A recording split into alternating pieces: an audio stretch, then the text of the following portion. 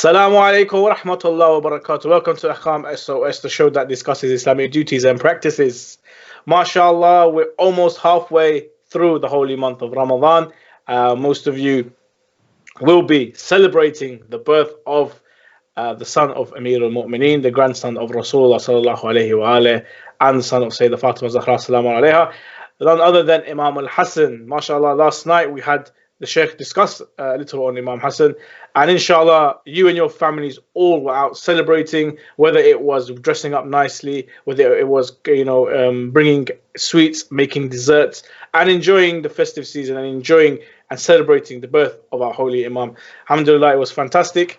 Inshallah we'll be discussing more on Imam al-Hassan and also other fiqh issues with myself, Mohsin Shah, and also Sheikh Ali Ma'ar. Assalamu alaikum, Sheikhna. Assalamu alaikum wa rahmatullah. Congratulations to you again, and also the Muslim Ummah and the Imam of our time on the birth of Imam al-Hassan. Sheikhna, if you will, maybe a hadith or some statements of the Imam.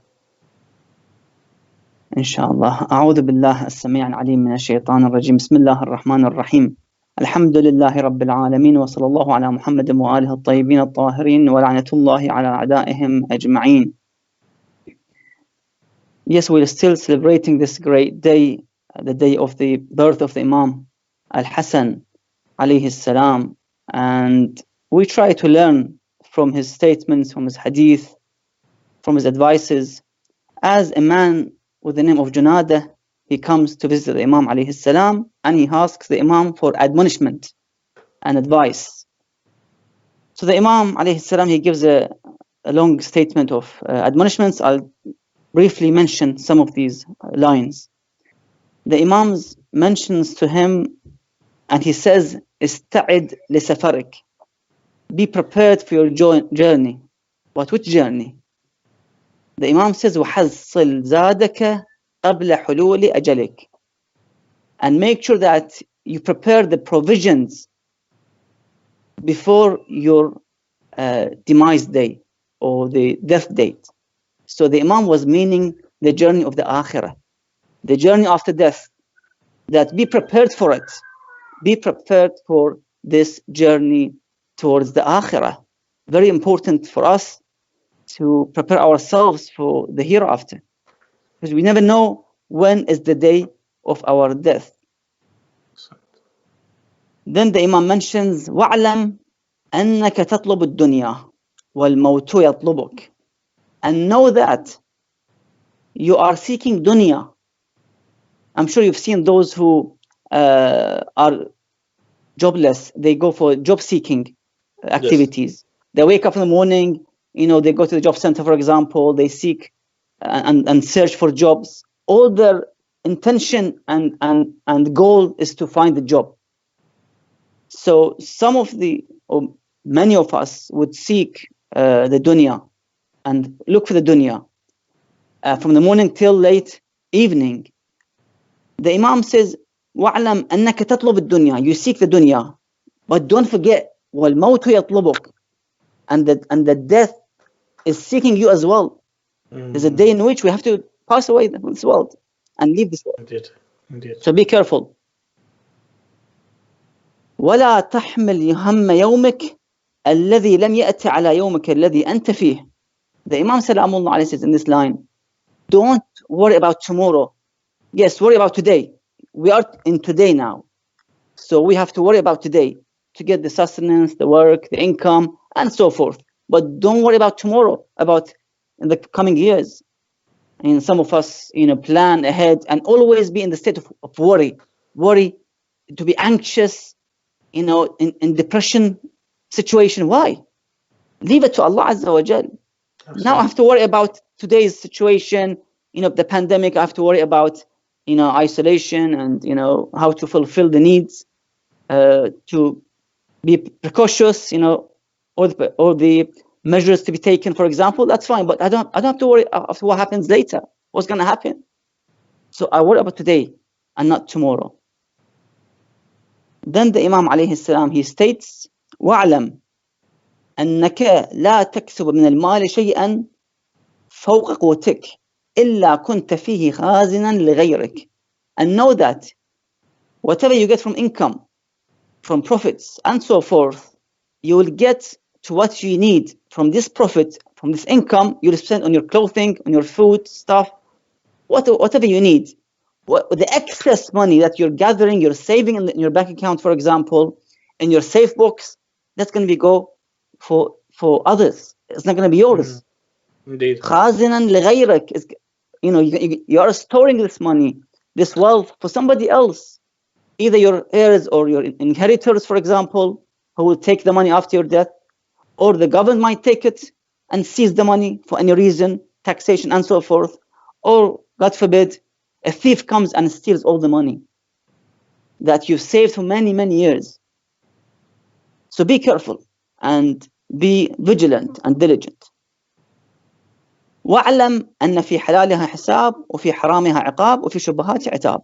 And then the Imam says, alayhi salam, that be aware that in the halal that you attain and gain, there's hisab on it. Where did you get it from? Where you spent it, and so forth. And of course, the haram will be iqab, and there's punishment for the haram income and the haram cause.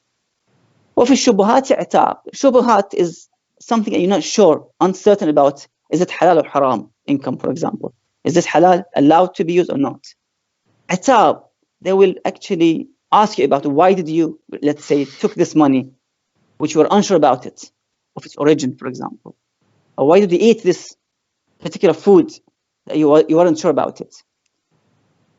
So the Imam alayhi salam tries to educate the people in understanding the meaning of this dunya, that we learn from this dunya that it's just a passage, it's just a bridge to the akhirah, and we take as much as we need and we leave the rest for the akhirah, and we try to fulfill the wajibat and refrain the muharramat, in which Allah may be pleased on us, and may Allah forgive us for our past sins, inshallah.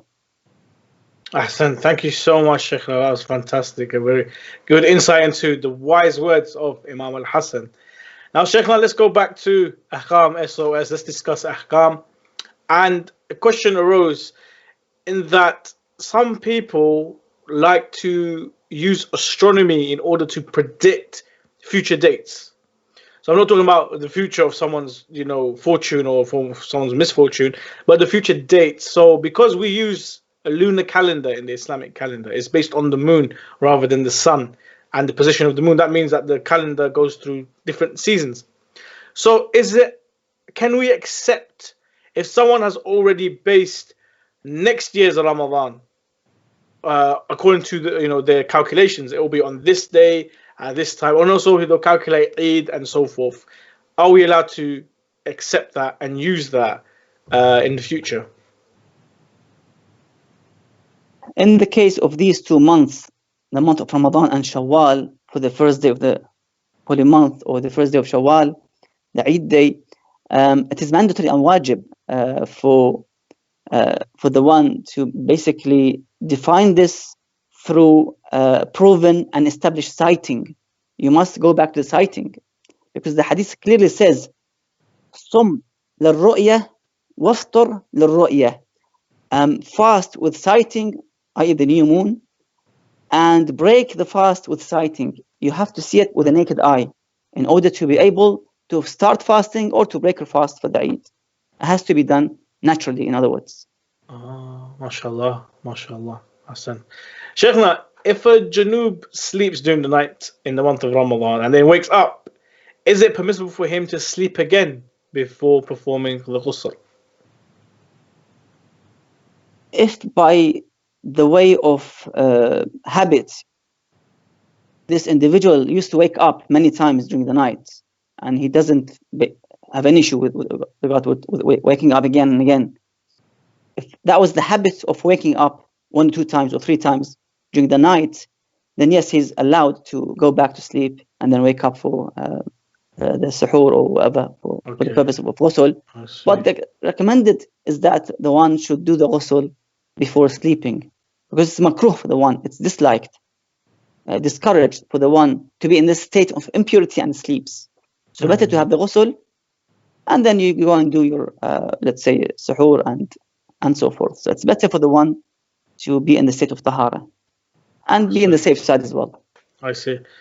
Sheikh, if a lady, let's say a lady is on her monthly cycle, or she's given birth to a child, and she then later she fasts after the period, the waiting period, she fasts, but she forgot that to perform ghusl. So she was najis, she was exempted from fasting. Now that exemption has been lifted, she can now fast. She fasts, and then a day or two later, she realizes, oh, I didn't perform my ghusl. Are her fast still valid? Her fast during those days that she was forgotten about, the ghusl remains valid and allowed, yes. Okay, mashallah. And there's no kafara or anything? No, nothing. Oh, wow, mashallah. With mercy of Allah subhanahu wa ta'ala, subhanallah. Shaykhna, what is the ruling for the prisoner who is not able to ascertain the month of Ramadan? Be it that, they don't have access to, calendars and dates and so forth, or, God forbid, they're in a position where there's no daylight, so they can't tell if it's day or night, and they can't count the days. It can be very, very difficult for certain prisoners. And, we pray to Allah subhanahu wa ta'ala that all prisoners receive their rights, inshallah, in this dunya. For someone who can't ascertain the holy month of Ramadan, what is the ruling for them? They should act according to their guess. So if they can guess that, let's say now it's the first day of Ramadan, for example, this is the time of, let's say, suhoor or iftar. If they can guess these timings in terms of the day of the holy month of Ramadan, then that's fine. They can fast according to their guess. But if not, then they have to choose 1 month a year and choose that 1 month. Of course, there's a detailed ahkam about the prisoners, their salah, when they have no means of wudu, when they have no means of tayammum even, or even their clothes and body are najis due to the torture they faced, blood on their body, for example, bruises on their body, najis, in other words, unclean from the bathrooms and so forth. Can they pray, or they can stop praying, for example? What are the ahkam? Detailed ahkam about mentioned in the fiqh. But for now, either he can guess and starts fasting, or just choose 1 month in the year and fast that month. I see. So like I said before, well, inshallah, we pray for all those prisoners who their rights have not been given to them, and inshallah, Allah subhanahu wa ta'ala, please ease what they're going through. Shaykhna, if one is liable to a qada fast and he goes to an area where it is day or night all the time, is he expected to die there? Then he should observe the qada there. But if he does not fear dying there and expects to go back to the place of normal horizon, is it permissible for him to offer the qada? Somebody who, let's say, went for a period of time to the, let's say, countries near the North Pole or South Pole, for example, where you have 6 months day and time, 6 days, 6 months daytime and 6 months nighttime. If they remain there, that's a different hukum. But if they can go back and they have qada, they should delay the offering of the qada until they return to their normal horizon, let's say in the Middle East or Southern Europe, for example, as a precaution, and do the qada there. Because in those regions, you don't have a normal horizon. It's all abnormal. 6 months of nighttime. How can you fast as qada when you're there, for example? Or 6 months daytime. So for the qada, if they can go back, they go back to the normal horizon country and region and do the qada there as precaution. Ahsant.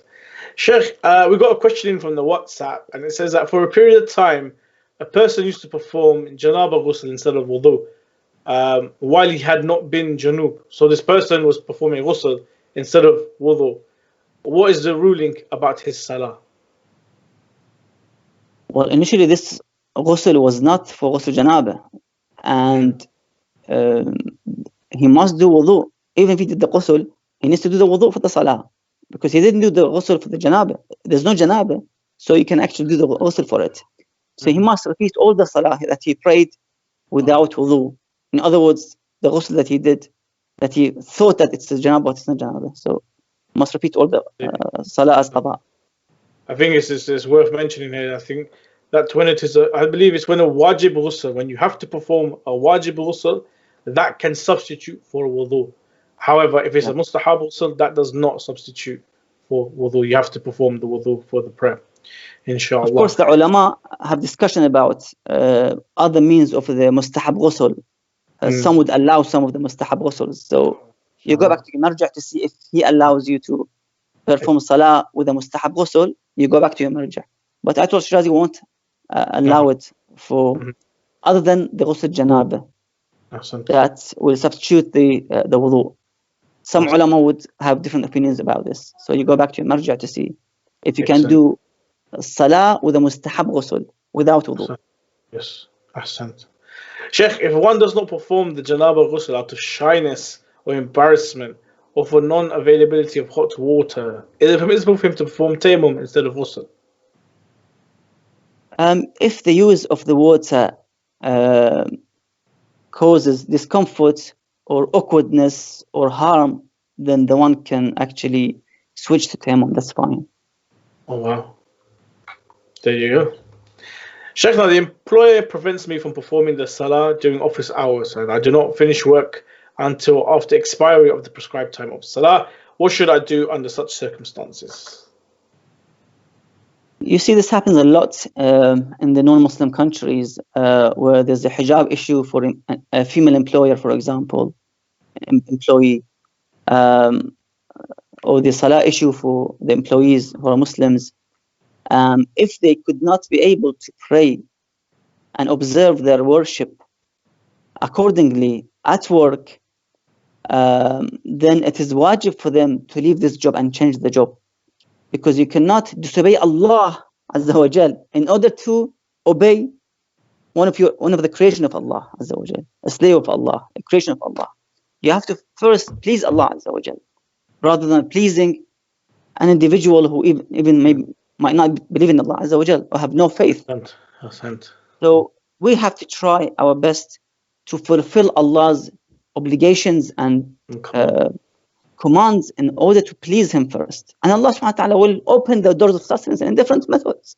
Yes, definitely. You're not going to die out of hunger or thirst, or you're not going to sleep in the street if you don't work in that company, for example. Allah will open the door for you, inshallah, for better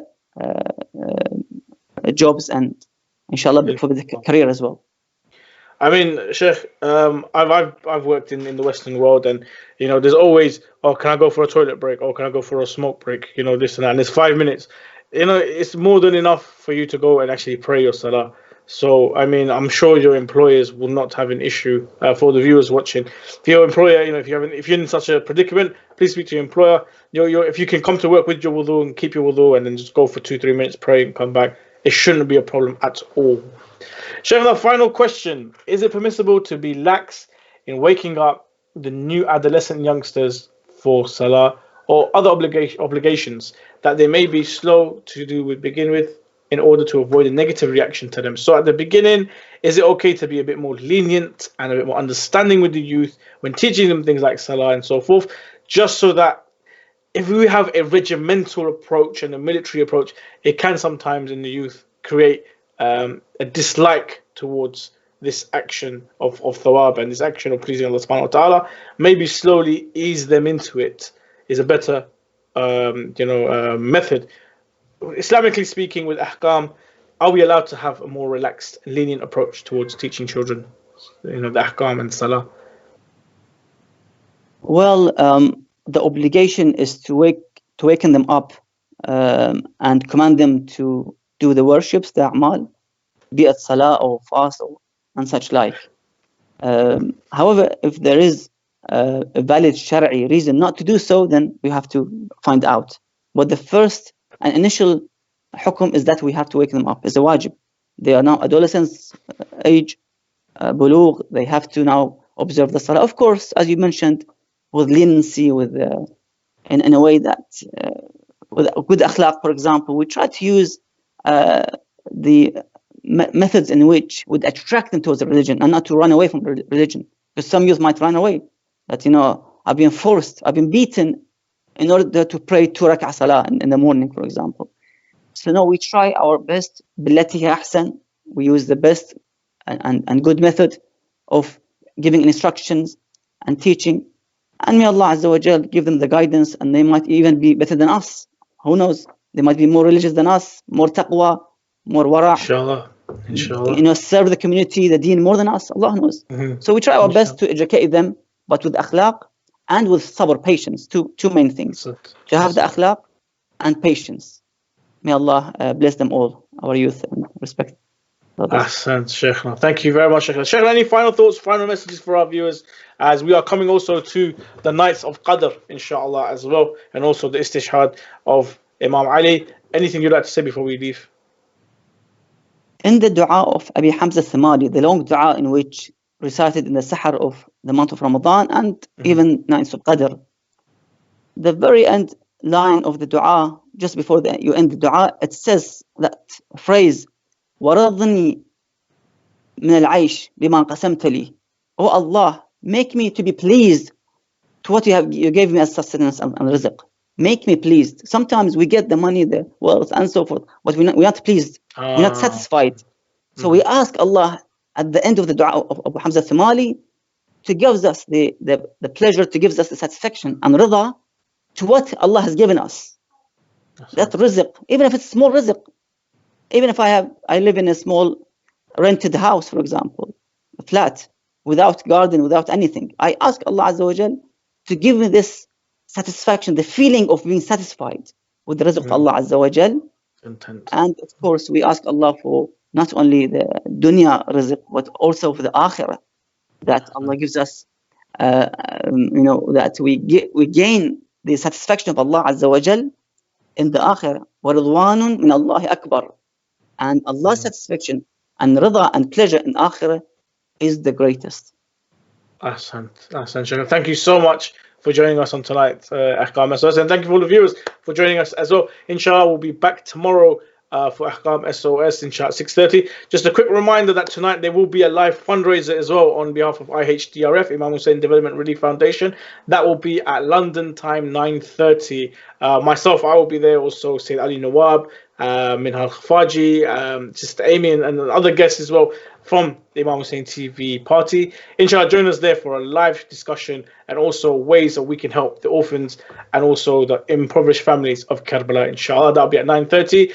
Ahkam SOS will be back tomorrow at 6:30. Inshallah, myself and Sheikh. Until then, Assalamu alaikum wa rahmatullah wa barakatuh.